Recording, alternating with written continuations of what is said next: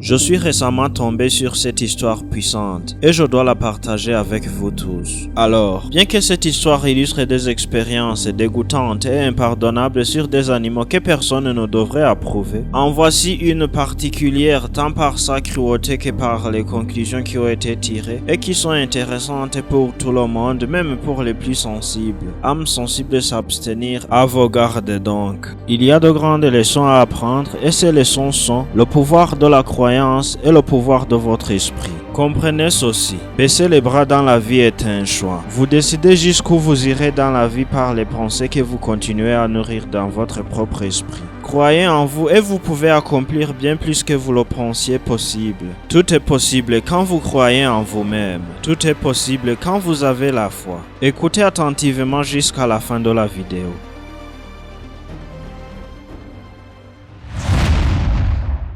Voici l'histoire. Au cours d'une étude brutale à Harvard dans les années 1950, le docteur Kurt Richter, dans le cadre de ce qui s'appelait la psychologie positive, a placé des rats domestiques et des rats sauvages dans des seaux remplis d'eau pour tester combien de temps ils survivent en nageant avant d'abandonner et se noyer. La différence entre les résultats des rats domestiques et des rats sauvages était étonnante. Il s'est avéré qu'en moyenne, les rats domestiqués pouvaient nager pendant 40 à 60 heures avant de se noyer. Mais les rats sauvages, en moyenne, abandonnaient et se noyaient jusqu'à leur mort après 15 minutes. Ils étaient de la même race de rats. La seule différence était qu'un groupe était domestiqué et l'autre sauvage. Ils y sont arrivés à la conclusion que les décès étaient plus psychologiques que physiques. Ils ont abandonné mentalement, pas physiquement. Après cette conclusion observée scientifiquement, le charmant docteur Richter a introduit une gamme de variables dans l'expérience. Dans d'autres expériences avec la même race de rats sauvages, ils ont essayé quelque chose de différent. Ils ont mis les rats dans l'eau, mais juste avant d'abandonner à cause de l'épuisement, les chercheurs les sortaient de l'eau, les tenaient pendant un petit moment, les séchaient, les laissaient se reposer quelques instants pour les remettre placidement dans les seaux remplis d'eau pour un deuxième tour.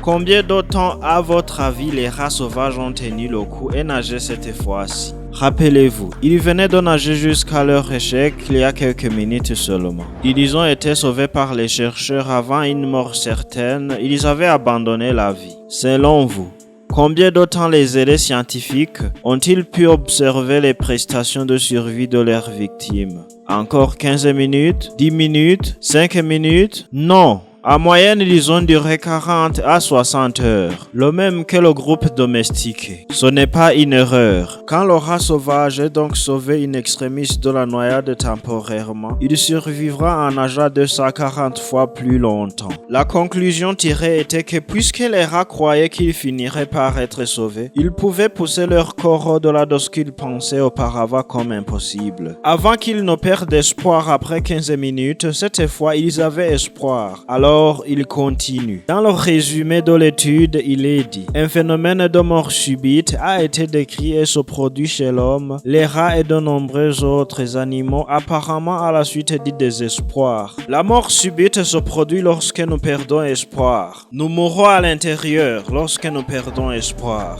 Si vous ne croyez pas que vous êtes capable, vous n'en serez pas capable. Si vous croyez que vous en êtes capable, tout est possible. Si vous vous connectez avec le gagnant qui est en vous et croyez que vous pouvez le faire, ce n'est qu'une question de temps jusqu'à ce que vous le fassiez. Si l'expérience avec les créatures sensibles que sont les rats nous donne au moins l'occasion d'utiliser leurs mésaventures de façon métaphorique, profitons-en pour réfléchir sur notre propre avenir. Je vous laisse sur cette réflexion. Si l'espoir peut faire nager les rats épuisés pendant aussi longtemps, à quel point votre vie serait-elle différente si vous commenciez à croire en vous-même et avoir la foi que vous réaliserez tout ce que vous souhaitez réaliser. N'oubliez jamais de quoi vous êtes capable. N'oubliez jamais pourquoi vous êtes ici. N'oubliez jamais le pouvoir de vos croyances et jamais, jamais perdre espoir.